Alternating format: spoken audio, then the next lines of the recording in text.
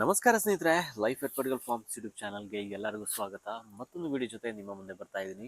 ತುಂಬ ದಿನಗಳಾಯಿತು ವ್ಲಾಗನ್ನು ಮಾಡಿ. ಕೃಷಿ ಕೆಲಸ ಅಂತೂ ನಡೀತಾ ಇದೆ. ಹಾಗೆಯೇ ಏನೆಲ್ಲ ವಿಷಯಗಳು ನಡೀತು, ಹಾಗೆಯೇ ಕೆಲವೊಂದು ಪ್ರಿಪ್ರೇಷನ್ಸ್ ಎಲ್ಲ ಮಾಡ್ತಾ ಇದ್ದೀನಿ. ಸೊ ಅದರ ಬಗ್ಗೆನೂ ಕೆಲವೊಂದು ಮಾಹಿತಿಗಳನ್ನು ಕೊಡ್ತೀನಿ, ಬನ್ನಿ. ಏನೇ ನಮ್ಮ ಚಾನಲ್ನ ಮೊದಲನೇದಾಗಿ ನೋಡ್ತಾ ಇದ್ರೆ ತಪ್ಪದೆ ಚಾನಲ್ನ ಸಬ್ಸ್ಕ್ರೈಬ್ ಮಾಡ್ಕೊಳ್ಳಿ. ವಿಡಿಯೋ ಇಷ್ಟ ಆದರೆ ಲೈಕ್ ಮಾಡೋದನ್ನು ಕೂಡ ಮರಿಬೇಡಿ. ಬನ್ನಿ ಇವತ್ತಿನ ದಿನವನ್ನು ಶುರು ಮಾಡ್ತಾ ಹೋಗೋಣ. ನಾನಿವಾಗ ಇಲ್ಲಿ ಕಸಿ ಮಾಡಿರೋ ಗಿಡಗಳು ಚೆನ್ನಾಗಿ ಚಿಗುರ್ಕೊಂಡು ಬರ್ತಾ ಇದೆ. ಸೊ ಅದರಲ್ಲಿ ಚೆನ್ನಾಗಿರೋ ಗಿಡಗಳನ್ನು ಪಿಕ್ ಮಾಡಿ ಇಡ್ತಾ ಇದ್ದೀನಿ. ಇವಾಗ ಒಬ್ಬರು ಗಿಡಗಳನ್ನು ತಗೊಂಡು ಹೋಗೋದಕ್ಕೆ ಬರ್ತಾ ಇದ್ದಾರೆ. ಅದಕ್ಕೋಸ್ಕರ ತುಂಬ ಟೈಮ್ ಆಯ್ತು ಅವರು ಹೇಳಿ ಗಿಡಗಳು ಬೇಕು ಅಂತ. ಹಂಗೆ ಇವಾಗ ಇರೋದನ್ನು ಕೊಡ್ತಾ ಇದ್ದೀನಿ. ಹಂಗೆ ಇನ್ನೊಬ್ಬರು ಬರ್ತಾ ಇದ್ದಾರೆ ಅಂಕೋಲಾದಿಂದ. ಸೊ ಅವ್ರಿಗೂ ಗಿಡಗಳನ್ನು ಪಿಕ್ ಮಾಡಿ ಇಡೋ ಕೆಲಸ ಇದೆ. ಆಲ್ಮೋಸ್ಟ್ ಕಂಪ್ಲೀಟ್ ಆಗಿದೆ. ಅದು ಮೊನ್ನೆಯಿಂದನೇ ಮಾಡ್ತಾ ಇದ್ದೀನಿ. 1000 ಗಿಡಗಳಾಗಬೇಕು ಅವ್ರಿಗೆ. ಅದಕ್ಕೋಸ್ಕರ ಚೆನ್ನಾಗಿರೋ ಗಿಡಗಳನ್ನು ಪಿಕ್ ಮಾಡಿ ಇಟ್ಟಿದ್ದೀನಿ, ತೋರಿಸ್ತೀನಿ ನಿಮ್ಗೂ. ಇದು ಎಲ್ಲ ಪನಿಯೂರು ಒಂದು ಜಾತಿಯ ಕಾಳುಮೆಣಸಿನ ಗಿಡಗಳು, ಹಿಪ್ಪಿಲಿಗೆ ಕಸಿ ಮಾಡಿರೋದು. ಇವತ್ತಿನ ಇರಿಗೇಷನ್ ಕೆಲಸ ಶುರು ಮಾಡಿಲ್ಲ. ಏನಕ್ಕೆ ಅಂದರೆ ನಿನ್ನೆ ಕರೆಂಟ್ ಸರಿಯಾಗಿರಲಿಲ್ಲ. ಅದಕ್ಕೋಸ್ಕರ ಟ್ಯಾಂಕಲ್ಲಿ ನೀರು ತುಂಬಿಲ್ಲ ಅಂತ ಒಂದು ಶಿಫ್ಟ್ ಬಾಕಿ ಆಗಿತ್ತು. ಹಾಗೆ ಇವಾಗ ಮುಂಜಾನೆ ನೀರನ್ನು ಟ್ಯಾಂಕ್ಗೆ ತುಂಬೋ ಕೆಲಸ ಆಗ್ತಾ ಇದೆ. ಸೊ ಇನ್ನೂ ಇರಿಗೇಷನ್ನ ಶುರು ಮಾಡ್ತೀನಿ. 1 ಅಥವಾ 2 ಶಿಫ್ಟನ್ನು ಇವಾಗ ಕಂಪ್ಲೀಟ್ ಮಾಡ್ತೀನಿ 10 ಗಂಟೆಗಿಂತ ಮುಂಚೆ. ಅದಾದಮೇಲೆ ಸಂಜೆ 4:15 ನಂತರನೇ ಶುರು ಮಾಡೋದು. ಜಾಸ್ತಿಯಾಗಿ ಬಿಸಿಲಿರುವಾಗ ಮಾಡಲ್ಲ. ಸೊ ಬನ್ನಿ ಈ ಕಡೆ ತೋರಿಸ್ತೀನಿ ನೋಡಿ. ಇವಾಗ 2 ತಿಂಗಳ ಹಿಂದೆ ಗ್ರಾಫ್ಟ್ ಮಾಡಿರೋ ಗಿಡಗಳು ಇವಾಗ ಕೊಡೋದಕ್ಕೆ ರೆಡಿಯಾಗಿದೆ. ಇಲ್ಲಿ ಪಿಕ್ ಮಾಡಿ ಇಟ್ಟಿದ್ದೀನಿ. ಇದು ನಮ್ಮ ಅಂಕೋಲದ ಸಬ್ಸ್ಕ್ರೈಬರ್ ಬರ್ತಾ ಇದ್ದಾರೆ ತಗೊಂಡೋಗೋದಕ್ಕೆ. ಇದರಲ್ಲಿ 1000 ಗಿಡಗಳಿದೆ. 3 ರಿಂದ 4 ಎಲೆ ಬರ್ತಾ ಇದೆ ಕೆಲವೊಂದರಲ್ಲಿ. ಸೊ ಇದನ್ನು ಆದಷ್ಟು ಬೇಗ ನಾಟಿ ಮಾಡಿದ್ರೆ ಒಳ್ಳೆಯದು. ಏನಕ್ಕೆ ಅಂತ ಹೇಳಿದ್ರೆ ಜಾಸ್ತಿಯಾಗಿ ಲೆಂತ್ ಬರೋದಕ್ಕಿಂತ ಮುಂಚೆ ಪ್ಲ್ಯಾಂಟ್ ಮಾಡಬೇಕು, ಇಲ್ಲಾಂದರೆ ಅದು ಮರಕ್ಕೆ ಕಚ್ಕೊಳ್ಳಲ್ಲ. ಅದಕ್ಕೋಸ್ಕರ 3 ರಿಂದ 4 ಎಲೆ ಬರುವಾಗ ನಾಟಿ ಮಾಡಿ ಕರೆಕ್ಟಾಗಿ ಮರಕ್ಕೆ ಟಚ್ ಆಗೋ ಥರ, ಅದರ ಗಂಟುಗಳು ಟಚ್ ಆಗೋ ಥರ ಹಗ್ಗದಿಂದ ಕಟ್ಟಬೇಕು. ಆವಾಗ ಅದರ ಬೇರುಗಳು ಮರಕ್ಕೆ ಚೆನ್ನಾಗಿ ಹಿಡ್ಕೊಳ್ಳುತ್ತೆ. ಇನ್ನು ಕೊನೆಗೆ ಅಥವಾ ಜೂನಲ್ಲಿ ಮಳೆ ಶುರುವಾದಾಗ ಚೆನ್ನಾಗಿ ಗ್ರೋತ್ ಬರುತ್ತೆ ಅವಾಗ. ಸೊ ಇರಿಗೇಷನ್ ಕೆಲಸವನ್ನು ಶುರು ಮಾಡ್ತೀನಿ. ಫಿಲ್ಟರ್ ಕ್ಲೀನಿಂಗ್ ಎಲ್ಲ ಆಗಬೇಕಿನ್ನು. ಇವಾಗ ಇರಿಗೇಷನ್ ಶುರು ಮಾಡಿದೆ. ಇನ್ನೂ ಸ್ವಲ್ಪ ಕೆಲಸ ಇದೆ, ಏನು ಅಂತ ಹೇಳ್ತೀನಿ. ಹಾಗೆಯೇ ಇಲ್ಲಿ PVC ಪೋಲ್ಗಳಲ್ಲಿ ನಾಟಿ ಮಾಡಿರೋ ಕಾಳುಮೆಣಸಿನ ಗಿಡಗಳು ಇವಾಗ ಸ್ವಲ್ಪ ಚಿಗುರ್ಕೊಳ್ಳೋದಕ್ಕೆ ಶುರುವಾಗಿದೆ. ಸುಮಾರು ಒಂದು 15 ದಿನ ಆಗ್ತಾ ಬಂತು ಪ್ಲ್ಯಾಂಟ್ ಮಾಡಿ. ಇವಾಗ ಅದಕ್ಕೆ ಸ್ವಲ್ಪ ಗೊಬ್ಬರ ಕೊಡೋ ಕೆಲಸ ಎಲ್ಲ ಇದೆ. ಇವಾಗ ಟೆಂಪರೇಚರ್ ಅಂತೂ ಜಾಸ್ತಿ ಆಗಿದೆ. ಗಂಟೆಗೊಮ್ಮೆ ನೀರು ಕುಡಿಯೋದಂತೂ ಮಿಸ್ ಮಾಡಲೇಬಾರ್ದು ತೋಟದಲ್ಲಿ ಕೆಲಸ ಮಾಡೋ ಟೈಮಲ್ಲಂತೂ. ಅದಕ್ಕೋಸ್ಕರ ಪ್ರತಿಯೊಬ್ಬರು ಅಷ್ಟೇ ಹೈಡ್ರೇಟೆಡ್ ಆಗಿರಿ. ತುಂಬ ಇಂಪಾರ್ಟೆಂಟ್ ಈ ಟೈಮಲ್ಲಂತೂ. ಸೊ ಬನ್ನಿ ಕೆಲಸವನ್ನು ಶುರು ಮಾಡೋಣ, ಆವಾಗ ಸಿಗ್ತೀನಿ. ಸುಮಾರು 15 ರಿಂದ 20 ದಿನಗಳ ಹಿಂದೆ ಪ್ಲ್ಯಾಂಟ್ ಮಾಡಿರೋ ಗಿಡಗಳಿದು. ಲಾಸ್ಟ್ ವ್ಲಾಗ್ ನೋಡಿದರೆ ನಿಮಗೆ ಗೊತ್ತಿರುತ್ತೆ. ಟಾಪ್ ಶೂಟನ್ನು ಹಿಪ್ಪಿಲಿಗೆ ಗ್ರಾಫ್ಟ್ ಮಾಡಿರೋದು. ಸುಮಾರು 36 ಪೋಲ್ಗಳಿತ್ತು. ಅದರಲ್ಲಿ 30 ಪೋಲ್ಗಳಿಗೆ ಇವಾಗ ಪ್ಲ್ಯಾಂಟ್ ಮಾಡಿದ್ದೀವಿ. ಅದರಲ್ಲಿ ಒಂದು 2 ಕಾಳುಮೆಣಸಿನ ಗಿಡಗಳು ಸತ್ತೋಗಿದೆ ಪ್ಲ್ಯಾಂಟ್ ಮಾಡಿ ಒಂದು ವಾರದಲ್ಲಿ. ಉಳಿದಿರೋದೆಲ್ಲ ಚೆನ್ನಾಗಿ ಬರ್ತಾ ಇದೆ ಚಿಗುರ್ಕೊಂಡು. 2 ಎಲೆ 3 ಎಲೆ ಬರ್ತಾ ಇದೆ. ಕೆಲವೊಂದು ಸ್ವಲ್ಪ ಗ್ರೋತ್ ಫಾಸ್ಟ್ ಇದೆ. ಇದರಲ್ಲಿ ನೋಡಿ ಬ್ರಾಂಚಸ್ ಕೂಡ ಕಾಣಿಸ್ತಾ ಇದೆ ಇವಾಗಲೇ. ಪ್ಲ್ಯಾಂಟ್ ಮಾಡಿದ್ಮೇಲೆ ಯಾವುದೇ ಗೊಬ್ಬರ ಕೊಟ್ಟಿರಲಿಲ್ಲ. ಪ್ಲ್ಯಾಂಟ್ ಮಾಡೋವಾಗ ಮಣ್ಣಿನ ಜೊತೆ ಗೊಬ್ಬರದ ಹುಡಿಯನ್ನು ಮಿಕ್ಸ್ ಮಾಡಿ ಪ್ಲ್ಯಾಂಟ್ ಮಾಡಿದ್ವಿ. ಸೊ ಇವಾಗ ಒಂದು 15 ರಿಂದ 20 ದಿನ ಆಗ್ತಾ ಇದೆ. ಇನ್ನು ಸ್ವಲ್ಪ ಕೆಮಿಕಲ್ ಫರ್ಟಿಲೈಸರನ್ನು ಕೊಡ್ತಾ ಇರೋದು. ಇವಾಗ NPKನ ನೀರಲ್ಲಿ ಡೈಲ್ಯೂಟ್ ಮಾಡಿ ಕೊಡೋ ಪ್ಲ್ಯಾನನ್ನು ಮಾಡ್ಕೊಂಡಿದ್ದೀನಿ. ಹಾಗೆಯೇ ಇಲ್ಲಿ ನೋಡಿ, ನಾವು ಪ್ಲಾಸ್ಟಿಕ್ ಕವರ್ಗಳಲ್ಲಿ ಮೊಳಕೆ ಬಂದಿರೋ ಅಡಿಕೆ ಬೀಜವನ್ನು ನಾವು ಈ ಥರ ನರ್ಸರಿ ಥರ ಮಾಡ್ತಾ ಇದ್ವಿ ಅಂತ ಒಂದು ವ್ಲಾಗಲ್ಲಿ ಮೆನ್ಷನ್ ಮಾಡಿದ್ದೆ. ಇವಾಗ ನೋಡಿ ಎಲೆ ಬರೋದಕ್ಕೆ ಶುರುವಾಗಿದೆ. ಪ್ರತಿ ವರ್ಷವೂ ನಮ್ಮ ತೋಟಕ್ಕೆ ರೀಪ್ಲಾಂಟ್ ಮಾಡೋದಕ್ಕೆ ಬೇಕಾಗಿರೋ ಗಿಡಗಳನ್ನು ನಾವೇ ತಯಾರಿ ಮಾಡ್ಕೋತೀವಿ. ಅದಕ್ಕೋಸ್ಕರ ಇಲ್ಲಿ 100 ರಿಂದ 150 ಗಿಡಗಳನ್ನು ಇವಾಗ ತಯಾರಿ ಮಾಡ್ಕೋತಾ ಇರೋದು. ಇವಾಗ ನಾನು ಟ್ಯಾಂಕ್ ಹತ್ರ ಬಂದೆ. ಟ್ಯಾಂಕಿಂಗು ನೀರು ಬೀಳ್ತಾ ಇತ್ತು. ಅದೇ ಟೈಮಲ್ಲಿ ಫರ್ಟಿಲೈಸರನ್ನು ಕೂಡ ಇಲ್ಲಿ ಡೈಲ್ಯೂಟ್ ಮಾಡಿ ಗಿಡಗಳಿಗೆ ಹಾಕೋಣ ಅಂತ ಇಲ್ಲಿ ಡಿಸೈಡ್ ಮಾಡ್ಕೊಂಡು ಇವಾಗ ಈ ಕೆಲಸವನ್ನು ಕಂಟಿನ್ಯೂ ಮಾಡ್ತಾ ಇದ್ದೀನಿ.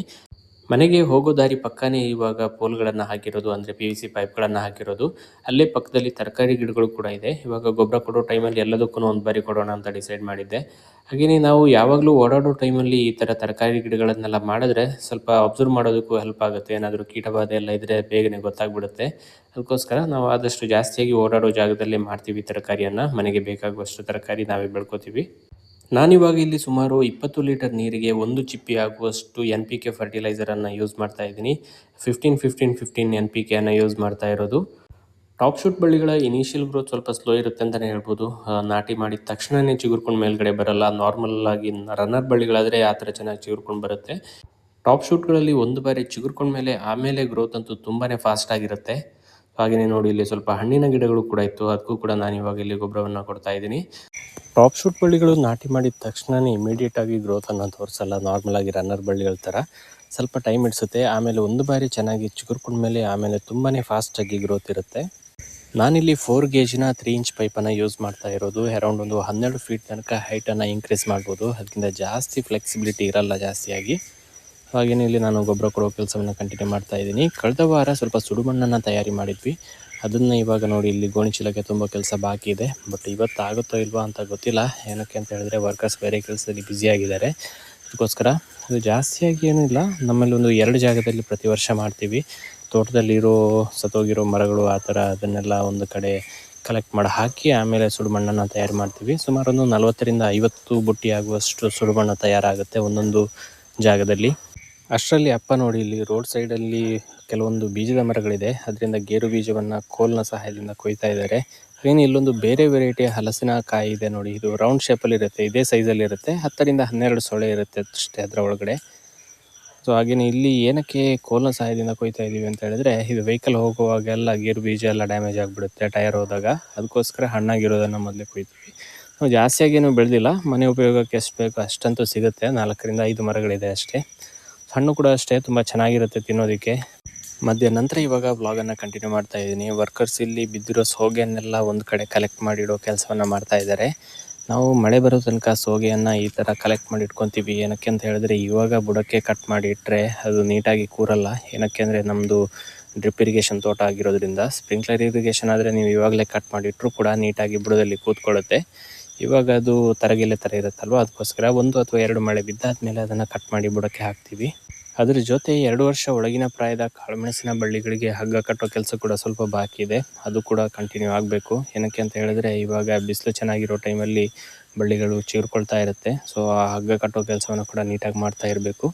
ಹಾಗೆಯೇ 1.5 ತಿಂಗಳ ಹಿಂದೆ ಒಂದು ಬ್ಲಾಗಲ್ಲಿ ಮೆನ್ಷನ್ ಮಾಡಿದ್ದೆ, ಹಂದಿ ಕಾಟದಿಂದ ಅಡಿಕೆ ಗಿಡಗಳನ್ನು ರಕ್ಷಿಸೋಕ್ಕೋಸ್ಕರ ಒಂದು ಪ್ಲ್ಯಾನನ್ನು ಮಾಡಿದ್ದೀವಿ ಅಂತ. ಆ ಪ್ಲ್ಯಾನ್ ಆಲ್ಮೋಸ್ಟ್ ಸಕ್ಸಸ್ ಆಗಿದೆ ಅಂತಲೇ ಹೇಳ್ಬೋದು. ಈ ಥರ ಗೋಣಿಚೀಲವನ್ನು ಕಟ್ಟಿದ ಮೇಲೆ ಯಾವುದೇ ಗಿಡಗಳು ಲಾಸ್ ಆಗಿಲ್ಲ. ಇದು ನೋಡಿ, ಇದು 1.5 ತಿಂಗಳ ಹಿಂದೆ ಹಂದಿಯ ಕಾಟದಿಂದ ಈ ಗಿಡ ಸತ್ತೋಗಿದೆ, ಅದನ್ನು ತಿನ್ಕೊಂಡ್ಬಿಟ್ಟಿದೆ ಕಾಂಡವನ್ನು. ಸೊ ಅದಕ್ಕೋಸ್ಕರ ಸಂಜೆ ಆಗ್ತಿದ್ದಂಗೆ ದಟ್ಟವಾಗಿ ಮೋಡ ಹಾಕ್ತು. ಮನಸ್ಸಲ್ಲೊಂದು ಖುಷಿ ಆಯಿತು, ಇವತ್ತು ಮಳೆ ಬರುತ್ತೆ ಅಂತ. ಅಷ್ಟರಲ್ಲಿ ಜೋರಾದ ಗಾಳಿ ಬೀಸಿ ಮಳೆ ಮೋಡವನ್ನು ತಗೊಂಡೋಯ್ತು. ಅಲ್ಲಿಗೆ 2 ತುಂತುರು ಹನಿ ಬಿದ್ದು ಇವತ್ತಿನ ಮಳೆಯ ಕತೆ ಮುಗೀತು ಅಂತಲೇ ಹೇಳ್ಬೋದು. ಒಂದು 5 ನಿಮಿಷದಲ್ಲಿ ನೋಡಿ ಆಕಾಶ ಎಷ್ಟು ಕ್ಲಿಯರಾಗಿ ಕಾಣಿಸ್ತಾ ಇದೆ ಅಂತ. ಆವಾಗ ಅಷ್ಟು ದಟ್ಟವಾದ ಮೋಡ ಇದ್ದಿದ್ದು ಒಂದು ಕೂಡ ಇಲ್ಲ ಇವಾಗ.